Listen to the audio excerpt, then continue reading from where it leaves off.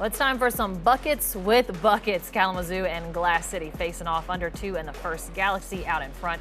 Anthony Carmen, long 2-ball falls. That'll cut the deficit to 10. Jump ahead to the second where the Wranglers out in control 38-36. Carmen tries for the long rebound, but Chad Bowie, other plans, goes coast to coast. We are tied at 38. Third quarter, Kalamazoo back out in front.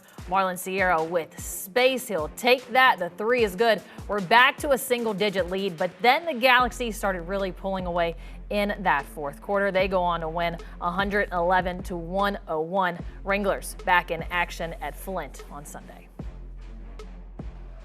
The big story coming into the fifth meeting tonight between Kalamazoo and the Toledo Wranglers was leading scorer Chris Darrington, averaging more than 31 points per game, not suiting up, not available tonight.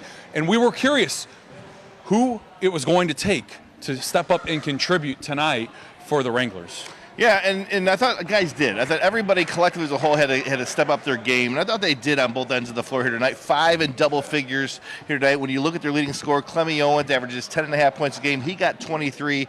Alex Heath got 20. And Caleb Vaughn, I thought, gave some good minutes off the bench. He was in double figures as well. As we said, 5 in double figures. I think they got everything they could, out of that roster here tonight. They were shorthanded because not just with Chris Darrington out, Marlon Moore was out as well. They lost Santiago after the first half and Alex Heath late in the ball game. So this team was down to 8 players by the end of this ball game.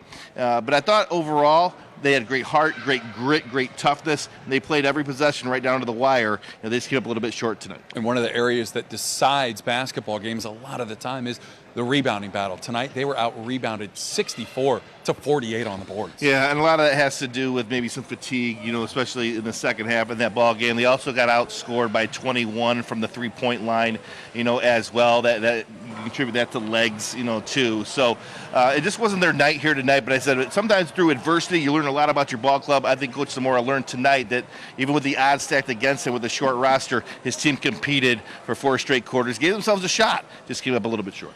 It's a short turnaround, just a 24-hour rest for the players as they'll be back in action in the Shack to take on Flint here. They drop this one to Kalamazoo and fall to 11-7.